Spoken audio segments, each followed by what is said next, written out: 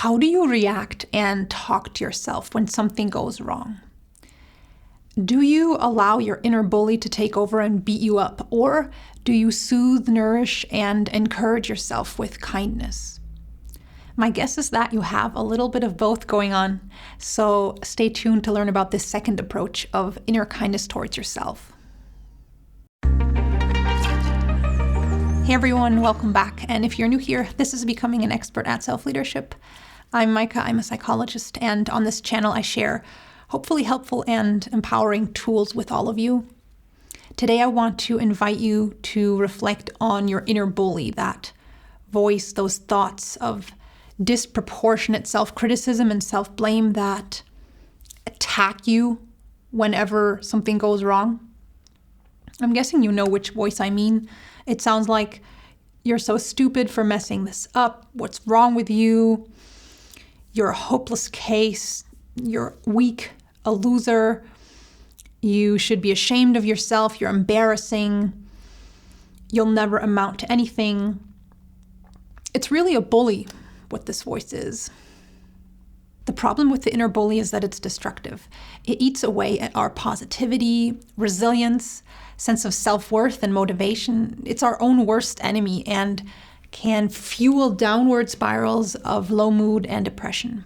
When we react to a setback by bullying ourselves about it, we'll end up feeling even worse, and that can lead us to try to self-soothe with coping strategies that aren't that helpful, like numbing, avoiding, doing less, which then becomes more fuel and content for the inner bully.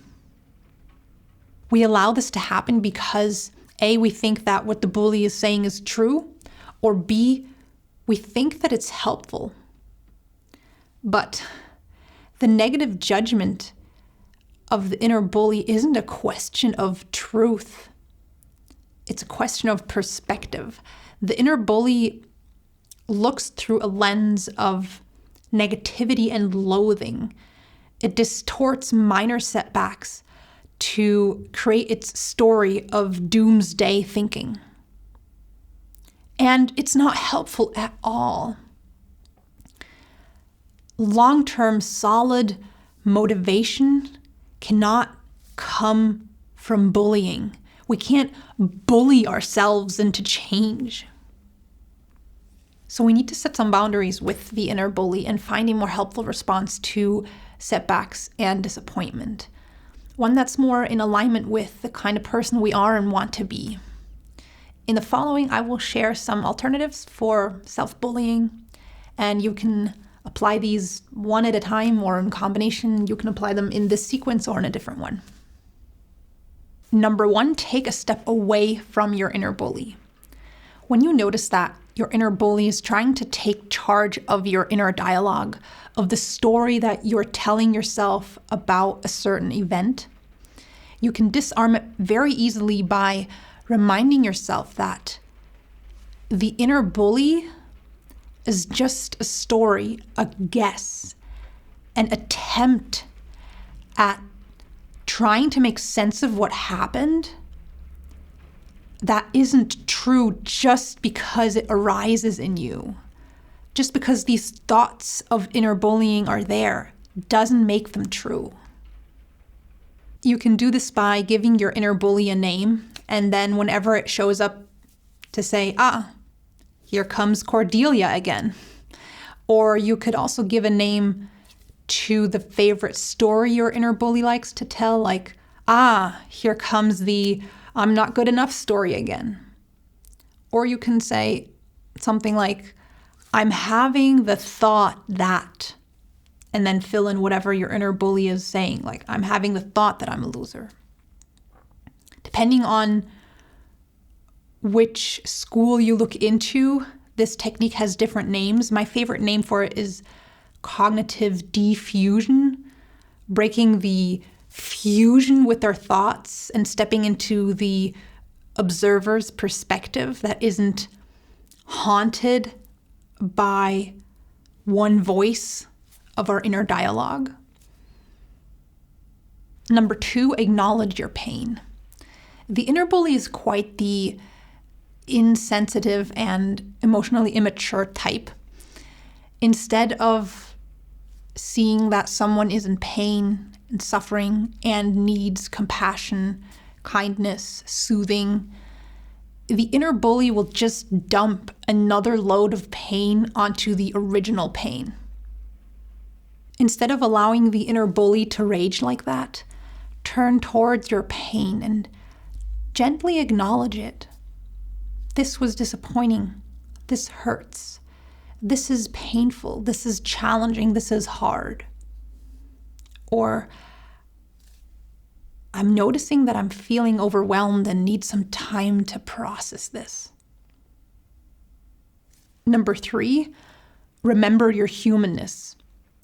One of the ways the inner bully claims power is by making us feel like we're alone with our pain, like we're a misfit, like we don't belong, like we're a strange and deficient creature. Instead of allowing that story to take over, look for the humanness in your struggle, pain, and suffering. See how what you're going through is part of what it means to be human. How you're sharing this experience with billions of others. How this experience is connecting you with others. We all go through pain, disappointment, rejection, failure. Number 4, remember your values. What the inner bully is coughing up is not an expression of our deepest values. That's why its story feels so stressful.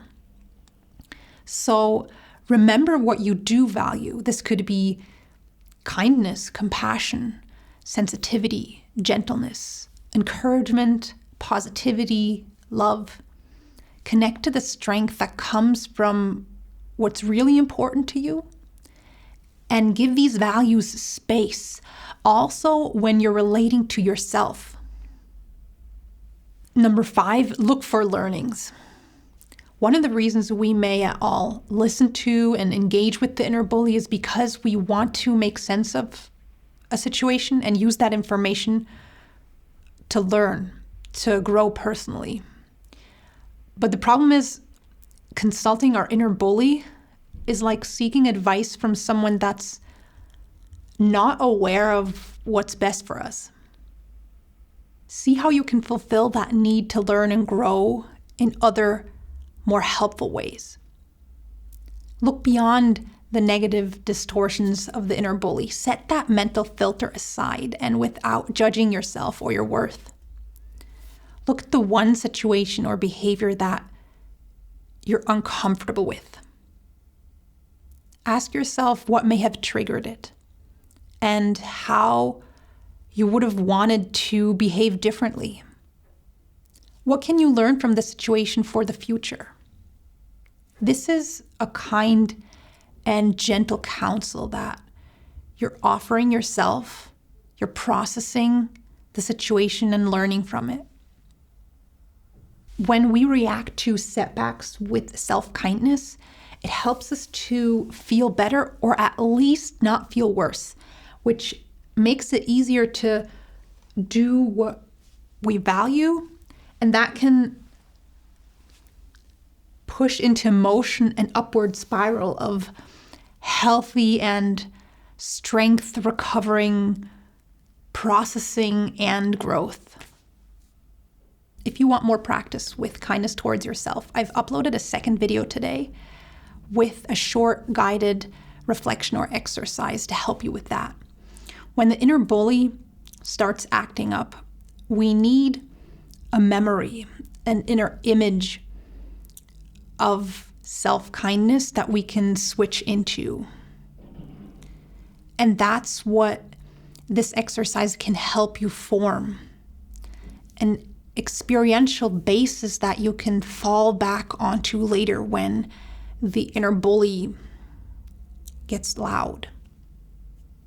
Also, I've written an email challenge for you called Courage to Do What Matters. If you sign up, you'll get an email every day for 7 days that provides thoughts and motivation for change if you feel trapped in your schedule a lot.